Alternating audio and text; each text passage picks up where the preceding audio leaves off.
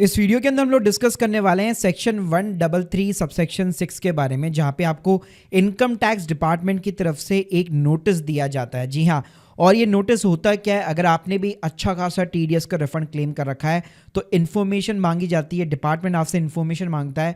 तो इस टाइप के नोटिस का रिप्लाई कैसे देना है, कैसे डॉक्यूमेंट्स अपलोड होंगे, कैसे इस टाइप के नोटिस को आपको रिजॉल्व करना है, प्लस कौन से ऐसे केसेस है जहां पे आपको इस टाइप के नोटिस मिल सकते हैं, तो ये सारी जानकारी देने वाला हूं इस वीडियो के अंदर। तो प्लीज पूरा वीडियो जरूर देखिएगा। स्टार्ट करने से पहले बताना चाहूंगा, अगर आप प्रोफेशनल टैक्स एक्सपर्ट के थ्रू इस टाइप के नोटिस को रिजॉल्व कराना चाहते हैं या कंसल्टेंसी लेना चाहते हैं, मैंने लिंक जो है आप लोगों को डिस्क्रिप्शन बॉक्स में दे रखी है। तो चलिए गाइस शुरू करते हैं। सबसे पहले अगर मैं इस सेक्शन की बात करूं तो ये एम्पावर करता है इनकम टैक्स डिपार्टमेंट के ऑफिशियल्स को कि टैक्स पेयर से जो है इंफॉर्मेशन और एविडेंस मांग सकता है।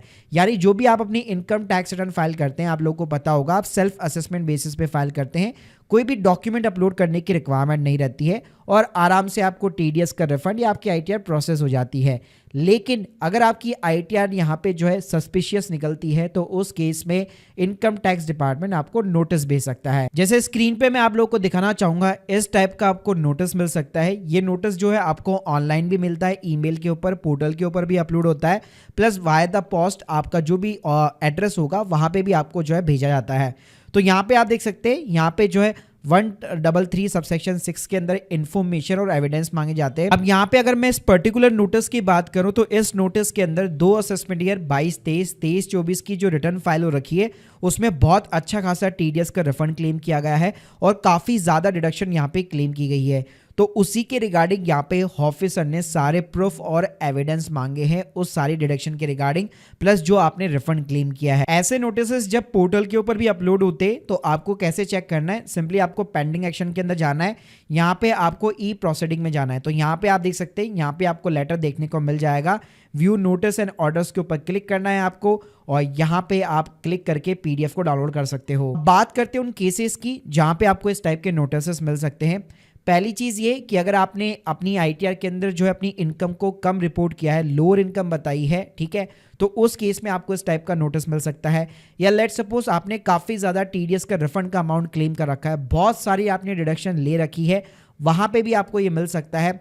आपने यहाँ पे जो है सेंसिटिव एग्जामिशंस हो गई या लेट सपोज एचआरए हो गया, एलटी हो गया, इस टाइप की डिडक्शन क्लेम कर रखी है, जहाँ के आपके एम्प्लॉयर ने तो फॉर्म 16 में कुछ रिपोर्ट नहीं किया डिपार्टमेंट को, लेकिन आपने यहाँ पे क्लेम कर रखा है।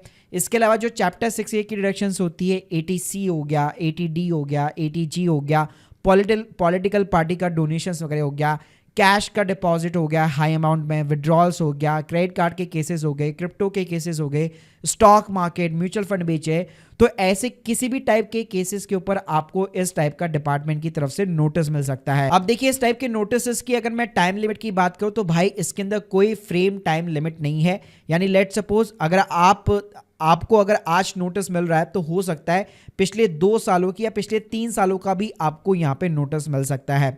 तो जैसे अगर मैंने अभी आपको सैंपल नोटिस दिखाया था, उनको 2024 के अंदर नोटिस रिसीव हुआ है, वो भी आईटीआर कौन से रिलेटेड 2021 और 22 में उन्होंने जो फाइल की थी उसके रिगार्डिंग। तो यहाँ पे कोई भी टाइम लिमिट नहीं है, कभी भी आपको यहाँ पे डिपार्टमेंट नोटिस भेज सकता है, अगर आपको इवन रिफंड भी इश्यू हो चुका है उसके बाद में भी। अब बात करते हैं कि अगर आपको भी इस टाइप का नोटिस मिला है तो आपको रिस्पॉन्ड कैसे करना है। तो पहले मैं आपको प्रोसीजर बता देता हूँ, ऑनलाइन और ऑफलाइन आपको कैसे रिस्पॉन्ड करना है। तो देखिए जब भी आपको नोटिस यहाँ पे रिसीव होता है, लास्ट में अगर आप नोटिस में जाएंगे तो वहां पे वैसे लिखा ही रहता है कि कैसे आपको रिस्पॉन्स करना है। अगर आपको ऑफलाइन नोटिस मिला हुआ है तो आप सिंपली जो है यहाँ पे डिपार्टमेंट डायरेक्टली विजिट भी कर सकते हैं, अपने एओ ऑफिसर से मीटिंग वगैरह यहाँ पे शेड्यूल कर सकते हैं, सारे डॉक्यूमेंट्स जमा करा सकते हैं, या लेट सपोज आप चाहो तो इसको ऑनलाइन भी रिस्पॉन्ड कर सकते हो। तो ऑनलाइन के लिए अगेन आपको इनकम टैक्स पोर्टल पे ही लॉगिन करना है और जो मैंने बताया था ई प्रोसीडिंग में जाना है। तो यहाँ पे आप देख सकते हो सबमिट रेस्पॉन्स का आपको ऑप्शन दिख जाएगा, आपको सिंपली कंटिन्यू बटन पे क्लिक करना है। अब यहाँ पे आपको 2 ऑप्शन दिखाई देंगे, पार्शियल रेस्पॉन्स और फुल रेस्पॉन्स। अगर आप पूरा रेस्पॉन्स देना चाहते हैं जो भी आपको नोटिस मिला है उसके रिगार्डिंग तो आप फुल रेस्पॉन्स पे क्लिक कीजिए, वरना आप पार्शियल रेस्पॉन्स के साथ में भी जा सकते हैं। नीचे आप देखेंगे तो यहाँ पे आपको ऊपर तो यहाँ पे अपना पूरा रिमार्क्स और रिस्पॉन्स यहाँ पे रिटर्न करना है और नीचे आपको काफ़ी सारे डॉक्यूमेंट्स की चेकलिस्ट मिल जाएगी। तो यहाँ पे आप अलग अलग जो है चीज़ों को सेलेक्ट करके अपने डॉक्यूमेंट्स वगैरह अपलोड करा सकते हैं और आप चाहो तो यहाँ पे एक अदर डॉक्यूमेंट का भी ऑप्शन दिया गया है, जहाँ पे ऐड डॉक्यूमेंट पे क्लिक करके आप जो भी डॉक्यूमेंट अपलोड करना चाहते हैं, पीडीएफ, एक्सेल, सीएसवी फाइल, वो आप यहाँ पे अपलोड कर सकते हैं। अब यहाँ पे मैं आप लोगों को कुछ टिप्स देना चाहूंगा इस नोटिस का रिप्लाई करने से पहले। तो देखिए, अगर आप फर्स्ट टाइम अगर आपने आईटीआर फाइल वगैरह कर रखी है, इस टाइप का नोटिस मिला है, आपको बिल्कुल भी आइडिया नहीं है कि डिडक्शन मैंने किस टाइप की ले रखी है, तो मैं तो हाईली रिकमेंड करूंगा आपको एक टैक्स कंसल्टेंट को जरूर एक बार जो है कंसल्ट कर लेना चाहिए। बाकी सबसे पहला काम आपको क्या करना है, जो भी आपने आईटीआर सबमिट की है और नोटिस के अंदर जो चीज़ें बताई गई है, आपको चेक करना है क्या कोई मैंने गलत डिडक्शन तो नहीं ली है, या मैंने गलत तरीके से टीडीएस रिफंड क्लेम किया है या फिर नहीं किया। अगर आपका सब कुछ सही है या आपने जो भी चीज़ें आईटीआर के अंदर फिलअप करी है उसके रिगार्डिंग आपको सारे ओरिजिनल एविडेंस यहाँ पे जो है कलेक्ट करने पड़ेंगे। जैसे आपकी जो भी इनकम है, सैलरी की इनकम है, फॉर्म 16 को कलेक्ट कीजिए, सैलरी स्लिप्स को कलेक्ट कीजिए, बैंक स्टेटमेंट आप लगा सकते हैं। डिडक्शन आप क्लेम कर रहे हैं एटीसी की कर रहे हैं, तो कहीं जहाँ पे भी आपने इन्वेस्टमेंट की है, बच्चों की फीस है या वॉट एवर म्यूचुअल फंड की इन्वेस्टमेंट है, जो भी है उसके रिगार्डिंग वो सारे डॉक्यूमेंट्स आपको कलेक्ट करने हैं।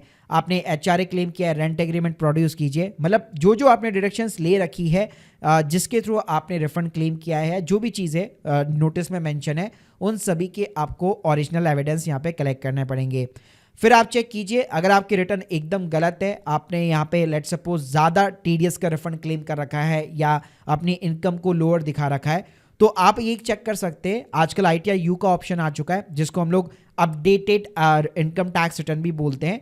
तो आप चेक कीजिए, अगर आपके पास में टाइम लिमिट है तो आप आईटीआर यू भी यहाँ पे बेसिकली फाइल कर सकते हैं। लेकिन आईटीआर यू के अंदर आपको फिर प्रॉपर टैक्स का पेमेंट करना पड़ेगा, वो भी पेनल्टी वगैरह के साथ में 144B के अंदर, तो वो प्लीज जरूर यहाँ पे चेकआउट कर लीजिएगा। बाकी अगर आप आईटीआर यू फाइल करते हैं तो वो एक तरह से सेफर ऑप्शन माना जा सकता है, अगर आपने कोई भी यहाँ पे जो है रॉन्ग तरीके से रिफंड क्लेम वगैरह या कोई भी रॉन्ग तरीके से अपनी इनकम को लोअर दिखाया। तो अब बात करते हैं हम लोग पेनल्टी के बारे में कि लेट सपोज इस टाइप का आपको नोटिस नहीं मिलता है और आप कोई भी यहाँ पे रिस्पॉन्स वगैरह नहीं करते डिपार्टमेंट को, तो उसका क्या मतलब कॉन्सिक्वेंस वगैरह हो सकते हैं।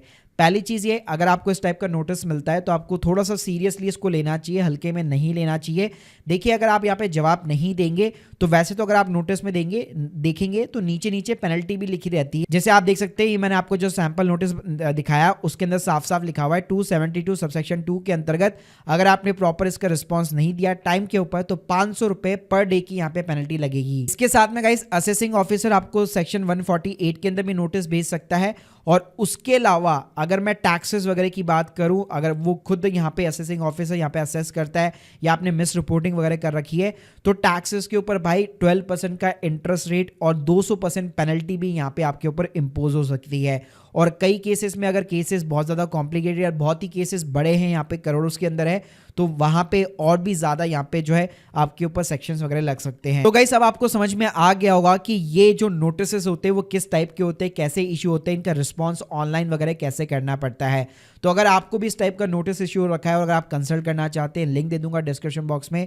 बाकी अगर आपके और कोई भी डाउट्स है इस टाइप के नोटिस से रिगार्डिंग, तो प्लीज़ मुझे यहाँ पे कमेंट बॉक्स के अंदर ज़रूर बताइएगा। Thank you guys, thank you very much.